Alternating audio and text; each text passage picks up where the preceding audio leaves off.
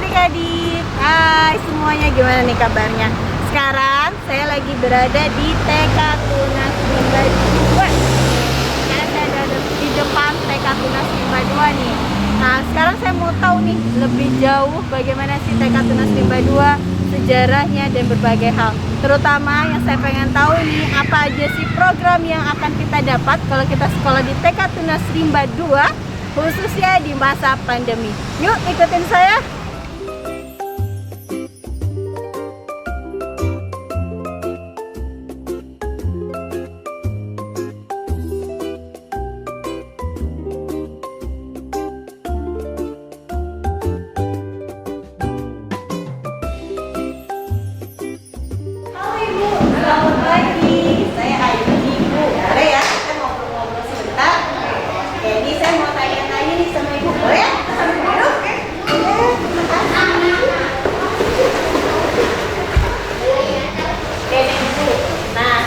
Ibu siapa nih?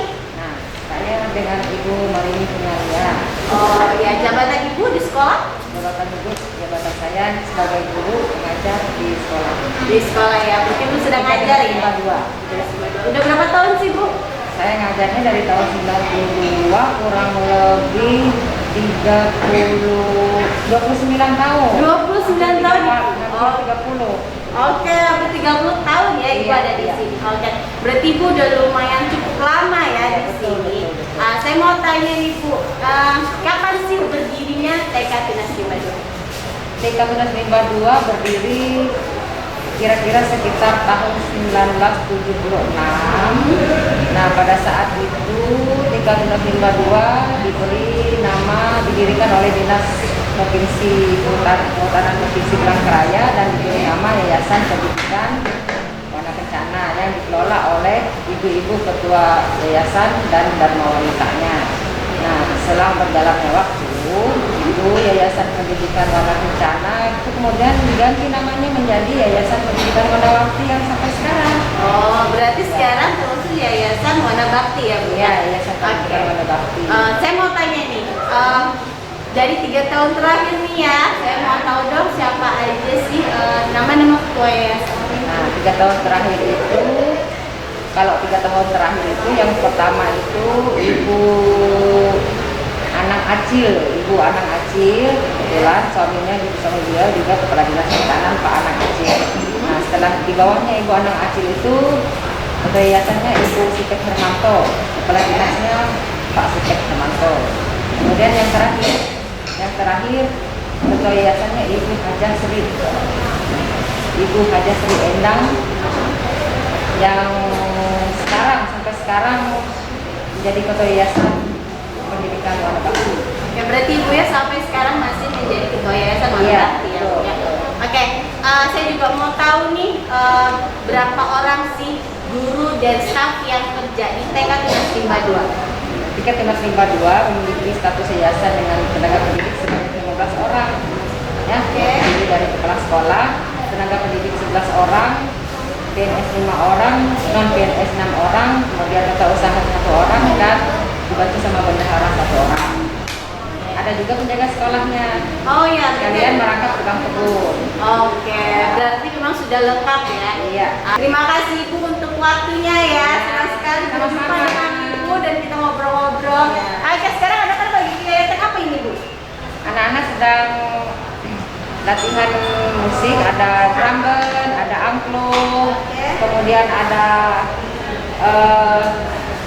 kolintang, ya, sambil melatih anak-anak untuk bermain musik. Oh iya, Belajar sambil bermain. Oke, terima kasih Bu Ya, untuk waktunya. Selamat pagi. Selamat pagi.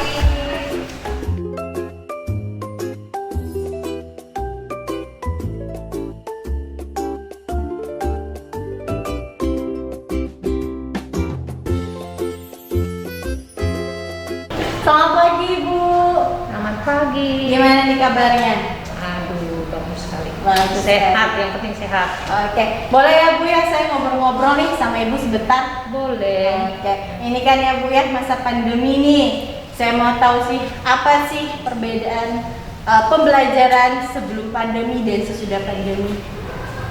Ya, ketika sebelum pandemi kan anak-anak bisa bertatap muka, bisa bermain, bisa turun ke sekolah, hadir ke sekolah, bisa bersenda gurau, bisa bercanda, dan apalagi kalau lagi belajar kan sambil bermain, jadi mereka tuh lebih semangat lagi. Nah setelah pandemi ini kan ada larangan untuk tetap tinggal di rumah. Ya, jadi kan otomatis mereka tetap belajar di rumah. Mungkin orang tuanya ngambil tugas ke sekolah, nah terus bawa pulang lagi, nanti anaknya belajar di rumah atau pakai di daring. Nah ada juga gurunya yang datang ke rumah anak. Ya, tapi ada juga, nah seperti anak-anak saya itu, mereka lebih suka datang ke rumah saya untuk belajar. Nah, memang dibatasin satu kali pertemuan paling banyak tuh 5 orang. Ya tetap pakai masker, tetap pakai hand sanitizer, dan tisu tetap ada di tangan. Oke, itu ya. Gimana sih Bu, ini kan masa pandemi, otomatis kan banyak anak-anak juga pasti akan bosan nih dengan belajar di rumah gitu kan, karena nggak bisa bermain dengan teman-temannya, kita juga nggak bisa luwes gitu belajarnya. Gimana sih caranya guru TK Tunas Mimba 2 nih mengembangkan atau membuat pembelajaran itu menyenangkan gitu, walaupun kita masih di masa pandemi nih. Secara otomatis kan beda ya, kalau kita di masa sebelum pandemi kan pasti anak-anak lebih sering main apa segala macam dan banyak belajar yang hal-hal baru. Tapi kan masa pandemi nggak bisa nih, gimana supaya tetap pembelajarannya menyenangkan? Selama ini kelihatannya anak-anak tetap senang. Pertama kalau mereka di rumah melalui video, nah jadi ada 3-4 anak dulu gitu, lalu kita video call sama mereka, lalu saya bicara, ayo sekarang Bu Guru mau kasih hadiah. Nah, hadiahnya siapa yang duluan selesai menulis huruf B dengan A sebanyak 5 kali. Nah, mereka cepat-cepat dia, aku Bu Guru. Nah setelah tidak langsung mereka juga senang. Jadi mereka senang, dia kasih lihat, iya loh Bu Guru, nah punya aku duluan. Wah, dari situ kan kelihatan meskipun jarak jauh, komunikasi tetap lancar. Komunikasi tetap lancar ya. Masih ada nggak sih kayak prakarya mereka, misalkan kayak membuat menempel atau apa gitu? Ada dong, pasti. Karena kalau orang tuanya ngambil tugas ke sekolah, gurunya siap menyiapkan untuk minggu ini, ada 2 seminggu, ada 1 kali, ada 2 kali, gurunya kasih tugas, orang tuanya ngambil dan mereka kerjakan di rumah. Nah kalau secara langsung bisa kita sambil video call. Nah jadi anak-anak juga bisa lebih semangat. Nah ada juga yang mereka ke rumah saya itu ada 5 orang, 6 orang. Ya memang sih mereka kan karena mau tamat ini mau melanjutkan ke SD. Nah di satu sisi mereka kan perlu mengenal huruf. Nah paling tidak kalau syukur-syukur kalau sudah bisa baca, sudah bisa hitung. Nah jadi kalau orang tuanya minta supaya untuk bertatap muka, ya tetap kita layani. Ya, ada 5 orang, 6 orang. Nah jadi ada seperti yang selama ini berlangsung itu ada 2 grup. Ya 1 grup itu 5 orang, satunya 6 orang. Jadi 1 minggu itu 2 kali pertemuan. Mereka memang minta supaya saya untuk mengajar mereka. Ya ada perbedaan nggak sih pembelajaran kelas A dengan kelas B? Ada dong.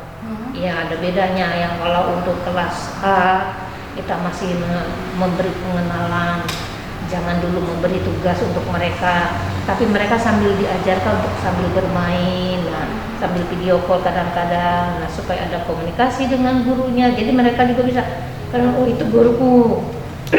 Kalau untuk kelas B, nah mereka sudah bisa memegang pensil, itu sudah diajarkan, sudah bisa menulis, mengenal huruf, mengenal angka, bahkan mereka bisa menjumlah. Misalnya dalam satu kotak itu ada 5 gambar bola, ada tanda tambah, dalam kotak lagi ada 2 bola. Nah anak-anak kelas besar sudah bisa itu.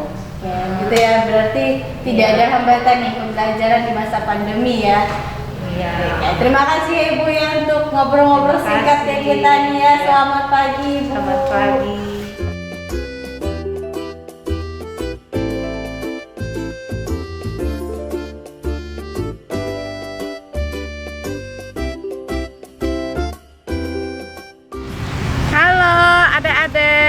yang ada di rumah atau dimanapun berada. Selamat pagi, kembali lagi kita bertemu dengan Ibu Santi yang mengajar di TK Tunas Rimba 2. Jadi Ibu Santi mau menjelaskan apa aja prasarana kita di TK Tunas Rimba 2. Misalnya prasarana kita dilengkapi dengan ruang kelas, dan di ruang kelas itu ada loker, ada meja dan kursi, tempat bermain.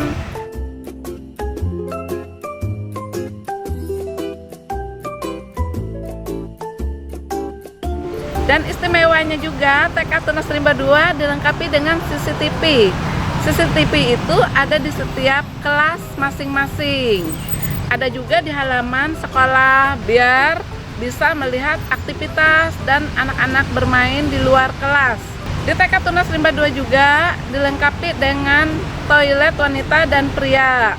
Jadi anak-anak yang wanita ada tempatnya, ada anak laki-laki ada tempatnya. Begitu juga dengan ruang UKS. Jadi anak-anak yang sakit, yang jatuh, yang tiba-tiba demam, ada tempatnya di UKS.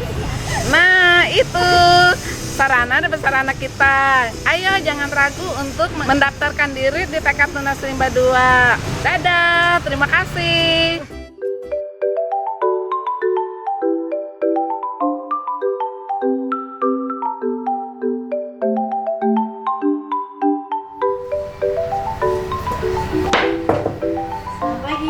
Pagi, boleh saya masuk? Boleh, silakan masuk. Terima kasih Bu.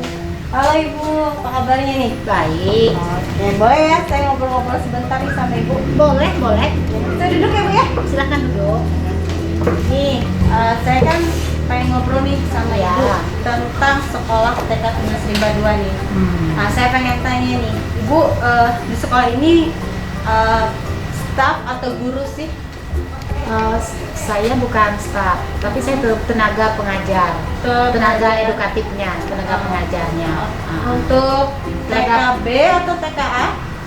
Saya mengajar di kelompok B, saya ini guru di kelompok B, tenaga fungsional, gitu namanya saya. Oke, berarti udah berapa lama nih Ibu ngajar di TK Tunas Rimba 2? Kalau di Tunas Rimba 2 ini saya sudah hampir 15 tahun mengajar di sini. Tapi sebelumnya saya sudah mengajar di Tunas Bangsa selama 14 tahun juga. Oh, berarti Ibu cukup lumayan lama ya? Iya. Setelah, ngajar di TK Tunas Rimba 2. Iya, iya. Berarti saya mau tanya nih, kurikulum apa sih yang digunakan di TK Tunas Rimba 2? Di Tunas Rimba 2 ini kita sama-sama dengan ATK yang lain menggunakan kurikulum 2013. Nah, itu yang kita pakai. Kurikulum 2013 itu mengarah kepada pendidikan sains dan karakter. Membentuk karakter anak didik itu, membentuk sikap anak menjadi anak yang berperilaku sopan, berbudi pekerti. Iya, terus saya mau tanya juga nih, ini kan di masa pandemi nih ya, kita kan nggak bisa tatap muka nih sama murid ya kan. Program apa sih pembelajarannya selama COVID ini? Nah, selama COVID ini kurikulum 2013 itu tetap berlaku di TK Tunas Rimba 2, tetap kita jalankan. Memang ada kemarin kami dipanggil untuk memperlakukan kurikulum darurat COVID-19, tapi itu tidak digunakan karena Tunas Rimba 2 dari dulu sudah menggunakan kurikulum 2013 itu. Nah, pembelajaran di TK Tunas Rimba ini ada yang dilaksanakan ke rumah selama COVID ini, ada yang dilaksanakan di sekolah. Nah, jadi ada juga lewat daring gitu. Jadi itu pelajaran. Itu ya, jadi pembelajarannya tetap berjalan ya. Tetap berjalan. Ini kan masa pandemi ya, masih masa pandemi. Gimana sih cara guru TK Tunas Rimba menstimulasi tahapan bahasa khususnya untuk mendorong anak di dalam berbicara? Karena kan anak TK tuh pasti kalau mereka tuh ada beberapa bahasa yang tidak mereka bisain, atau misalkan mereka kurang bisa untuk berbicaranya gitu. Gimana tuh Bu caranya? Secara kan kita tidak tatap muka gitu. Gimana Bu? jika yang kita mengajarkan ke rumah, kita mengajarkan lewat daring atau kita mengunjungi. Sistem pembelajaran itu kita ajarkan dari buku Intan Pariwara. Kita ambil dari situ, kita ambil bagian dari mata pelajaran kemampuan berbahasa. Misalnya kita mengajarkan calistung ke anak-anak, baca tulis hitung itu tadi. Nah, jadi mengajarkan anak-anak untuk berbicara itu bukan langsung mengajarkan dia harus pintar berbicara, tetapi kita mengajarkan bagaimana dia membunyikan vokal, menghafalkan huruf, mengeluarkan suara, begitu dulu. Baru kita ajarkan misalnya A, kita ajarkan di mana A itu ayam, misalnya kita ajarkan vokalnya B itu bagaimana bebek, begitu kita ajarkan begitu. Berarti tidak menghambat semua pembelajarannya? Oh tidak menghambat. Satu lagi nih saya mau tanya nih kan masih masa pandemi gini kan kita susah juga, komunikasi dengan susah, apa susah gitu. Gimana nih TK Tunas Rimba 2 mendorong anak-anak mengenal huruf, terus kayak memegang pensil, terus kayak menulis di buku gitu. Kalau misalkan kita bertatap muka nih dengan anak-anak kan kita kayak ngajarin, kita pegang pensilnya gini ya. Nah kalau misalkan pada saat ini kan gimana nih Bu? Supaya kita tuh bisa ngajarin mereka pegang pensil, menulis gitu. Ya itu tadi dengan adanya guru memberikan pilihan kepada orang tua. Di Tunas Rimba 2 kan ada 3 pilihan. Pertama tadi guru kunjung ke rumah, kedua tadi pembelajaran lewat daring, dan ketiga yang ke sekolah. Terus yang mengajarkan anak-anak supaya bisa memegang pensil, mengembangkan motorik namanya. Motorik halusnya itu guru itu mengunjungi ke rumah, mengajarkan anak-anak dalam bidang calistung tadi, gitu, menulis huruf, misalnya menulis angka, misalnya gitu. Guru menuntun anak-anak memegangnya bagaimana, begitu, pensil itu seperti begini, memegangnya gimana, gitu. Ya.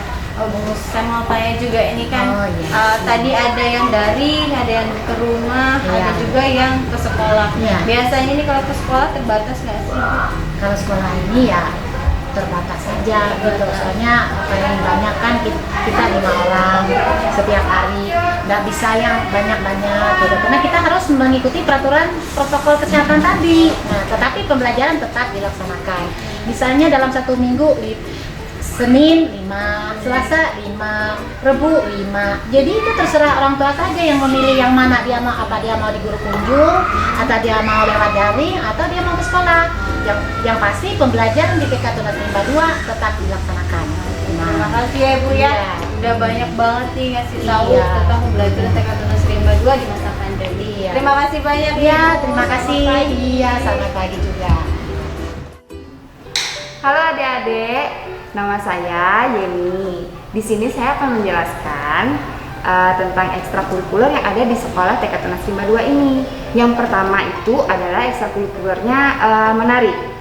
Nah, menari ini biasanya kita itu tampil pada saat acara keagamaan kayak Natal, terus Paskah, sama satu lagi itu acara perpisahan sekolah, dan juga kalau diperlukan itu kadang juga ditampilkan di acara K3P PAUD dan juga KKG.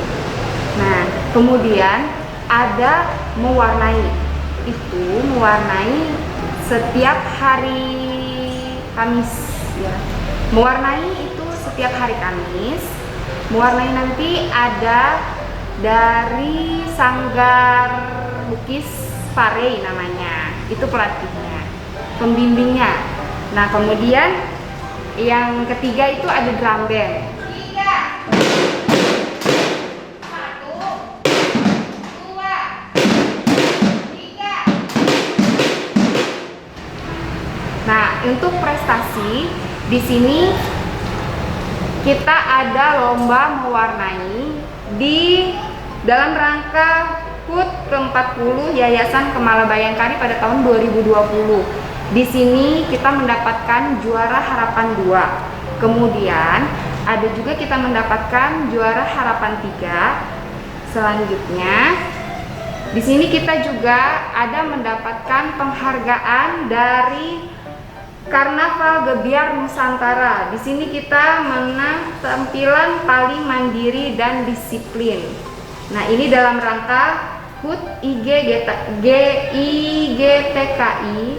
ke-69 dan Hari Anak Nasional IGTKI PGRI Kalteng pada tahun 2019. Kemudian ini ada satu lagi. Ini dia contohnya, yaitu juara 1 Lomba Sekolah Sehat TK PAUD tingkat Kota Palangkaraya tahun 2020. Ini kita mendapatkan juara 1 untuk Lomba Sekolah Sehat. Demikian prestasi yang bisa disebutkan dan masih banyak lagi prestasi lainnya.